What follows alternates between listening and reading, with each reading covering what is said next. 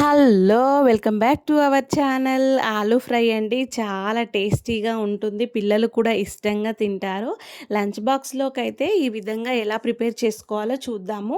ముందుగా ఒక 2 పొటాటోస్‌ని తీసుకొని నీట్‌గా కడిగి సాల్ట్ వాటర్‌లో యాడ్ చేసి పెట్టుకొని తీసి పక్కన పెట్టుకున్నానండి. నెక్స్ట్ స్టవ్ ఆన్ చేసి ఒక కళాయి పెట్టుకొని కళాయి హీట్ అయిన తర్వాత కొద్దిగా ఆయిల్ యాడ్ చేసుకొని పోపు దినుసులు అనేది యాడ్ చేసుకొని ఒక 4, 5 ఎండుమిర్చిని యాడ్ చేసుకొని మంచిగా కలిసేలాగా కలుపుకోండి.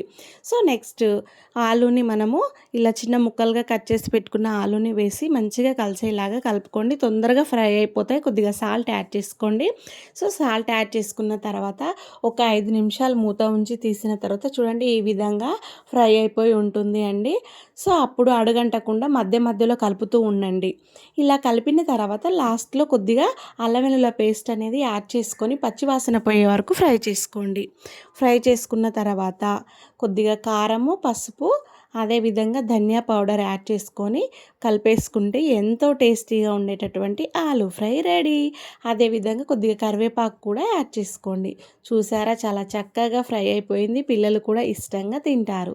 సో అంతేనండి. ఖచ్చితంగా ట్రై చేసి ఎలా వచ్చిందో నాకు కామెంట్ చేయండి.